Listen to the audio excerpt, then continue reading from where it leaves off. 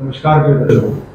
यज्ञ हवन आप सभी लोगों ने अवश्य सुना होगा कि यज्ञ क्या है, ये हवन क्या है। इस पे आज हम जो पॉडकास्ट करने वाले हैं, जिसमें हमारे साथ जुड़े हैं श्री लाल बहादुर शास्त्री राष्ट्रीय संस्कृत विश्वविद्यालय के वेद विभाग अध्यक्ष श्री देवेंद्र प्रसाद मिश्र गुरुदेव। हम उनका बहुत दिल से आभार व्यक्त करते हुए, उनको प्रणाम करते हुए, गुरुदेव आपका हमारे चैनल पर हार्दिक स्वागत है, अभिनंदन। धन्यवाद अमित जी। तो जैसा कि आप सभी लोग जानते हैं कि यज्ञ आप सभी लोगों ने कभी ना कभी अपने जीवन में अब जरूर किए होंगे, तो उसी से रिलेटेड आज एक क्वेश्चन है कि यज्ञ का क्या महत्व है। सर्वम यज्ञमयम जगत, भगवान वेद व्यास ने कालिका पुराण में लिखा है। यज्ञों का फल केवल ऐहलौकिक ही नहीं अपितु पारलौकिक भी है।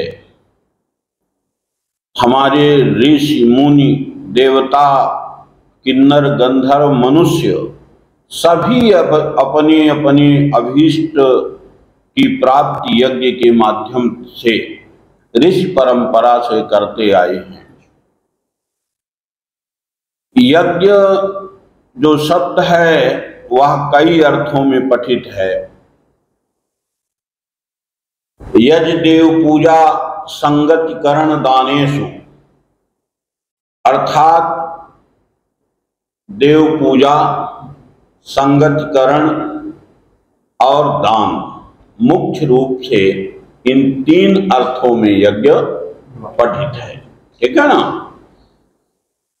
यज्ञ धातु से यज्ञ याचयत विच्छ प्रच्छ रक्षो नंग, इस पाणिनीय सूत्र द्वारा नंग प्रत्यय करने पर यज्ञ शब्द निष्पन्न होता है।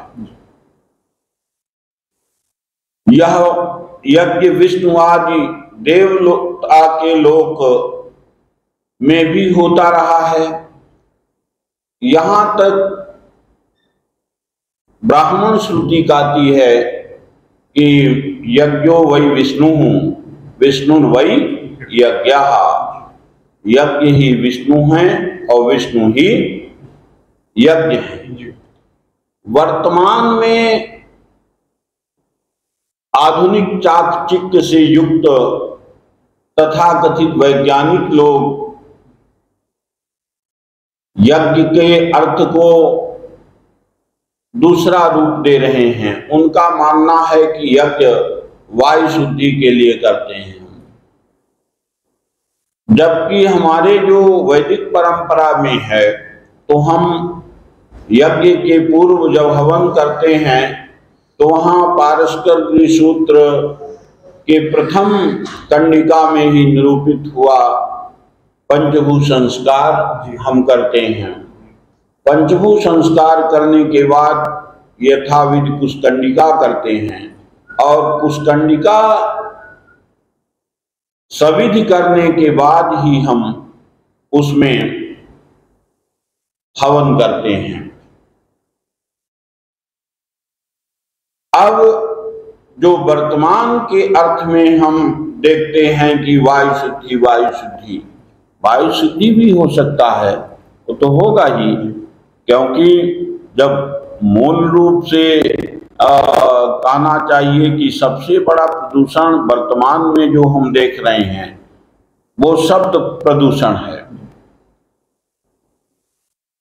जहां भी हम देखते हैं, जिसको भी देखते हैं, वह अपशब्द ही ज्यादातर प्रयुक्त करता है। शब्द ब्रह्म है, शब्द नष्ट होता नहीं, पर्यावरण में वो घूमता रहता है।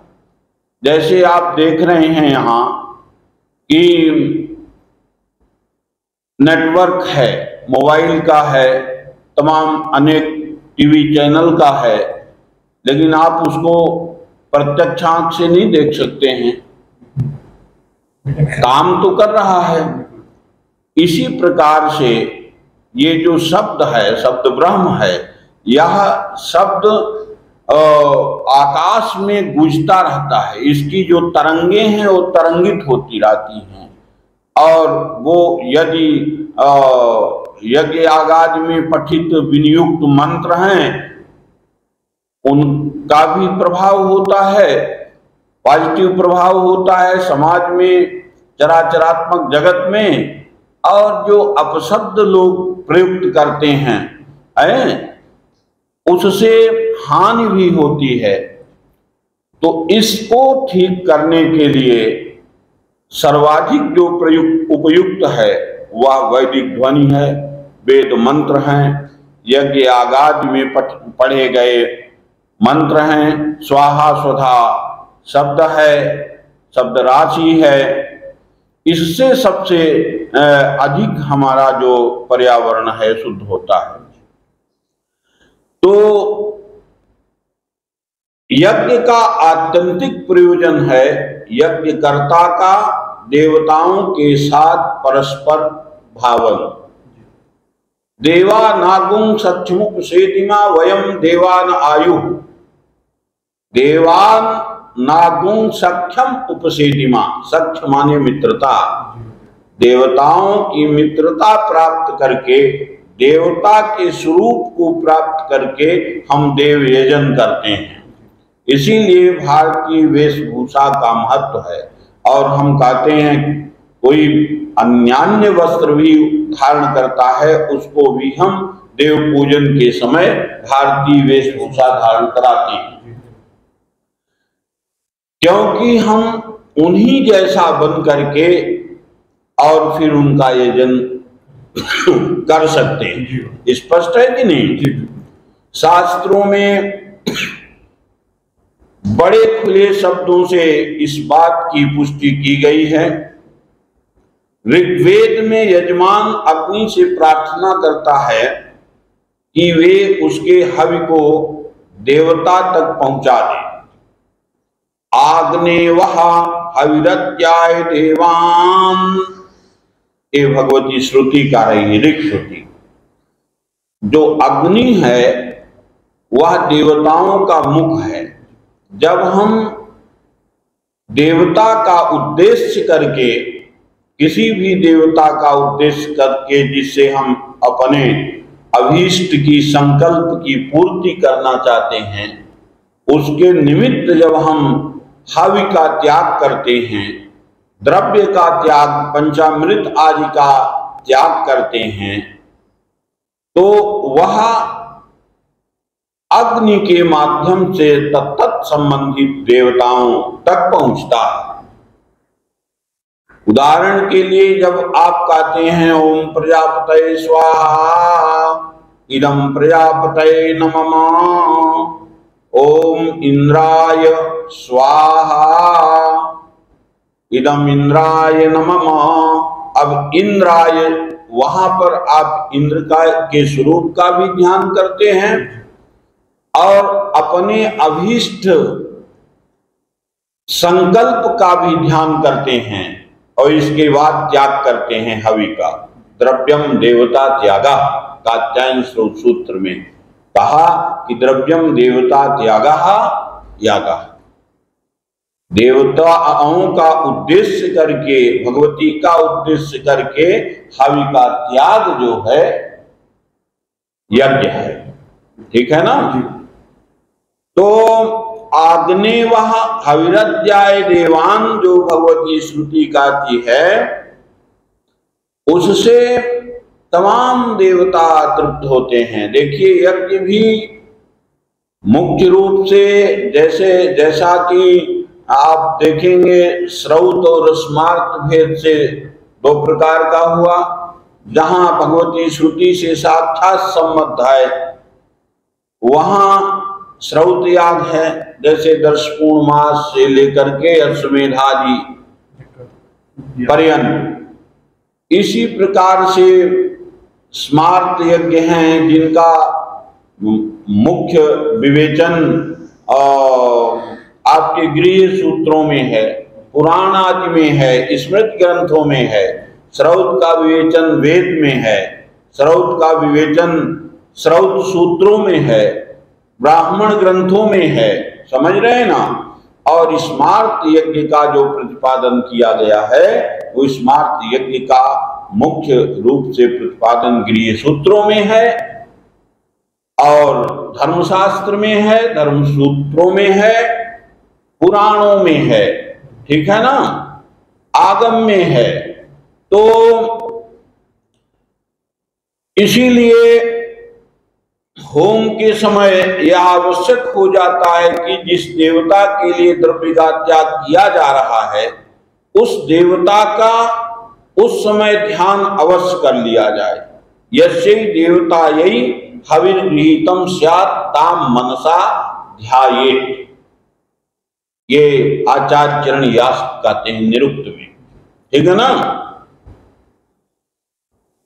और जब आप देवता का उद्देश्य करके उसके लिए हवि का त्याग करते हैं तो वो बड़ा उत्सुक हो जाता है और उत्सुकता पूर्वक उस हवि का ग्रहण करता है, माने उसके लिए वो प्रतीक्षा करते हैं। जैसे आप आह्वान करेंगे, आए ओम इंद्राय, चतुर्थी लगेगी स्वाहा के योग में, इंद्र के लिए स्वाहा। जैसे आप स्वा शब्द का उच्चारण करते हैं तो देवता का मुख खुल जाता है और हा कहेंगे तो बंद हो जाएगा।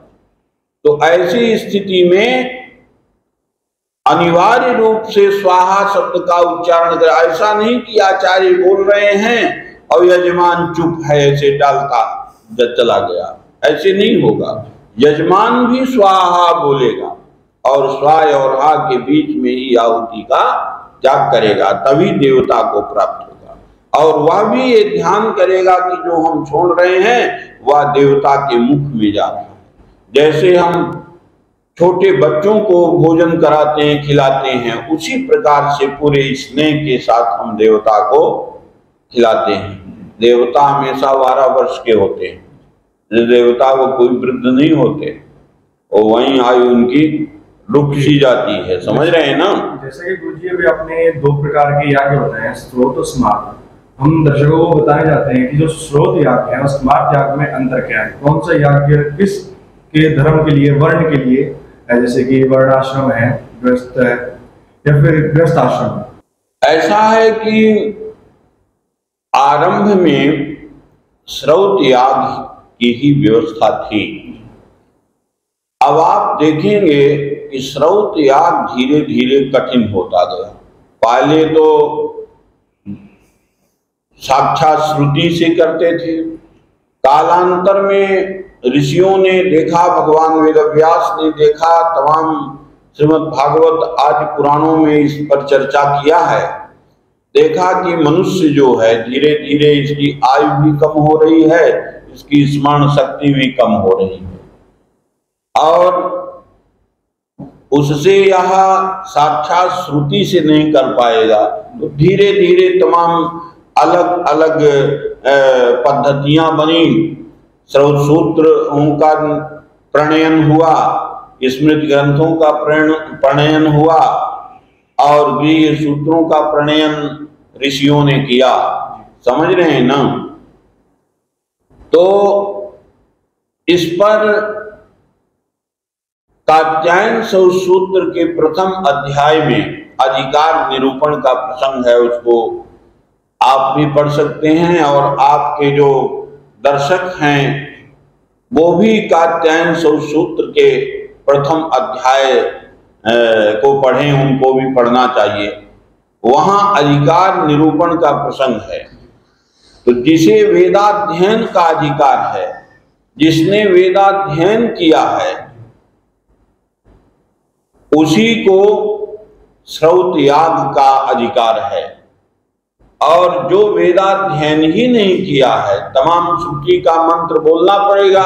आप जब मंत्र बोलेंगे तभी उसका श्रुति के बिना प्रयोग ही नहीं होगा स्रोत का। ऐसी स्थिति में जो वेदाध्ययन नहीं किया जिसने, ठीक है ना, तो वो तो स्रोत का अधिकारी नहीं हो सकता, है कि नहीं। तो प्रथम है कि वह वेदाध्ययन किया हो, प्रथम शर्त है, ठीक है ना। किंतु ऋषि हमारे अत्यंत दयालु भगवान का की व्यवस्था है ना ये, तो परमात्मा बड़ा कृपालु होता है। वो तो विधि का विधान सबके लिए करता है। तो कृपा करके भगवान वेद व्यास ने तमाम पुराणों को बना दिया, और जिनका अधिकार श्रुति में नहीं है उनके लिए पुराणों का, गृह सूत्रों का, और कहना चाहिए कि स्मृति ग्रंथों का विधान किया, और उसके अनुरूप वो करें।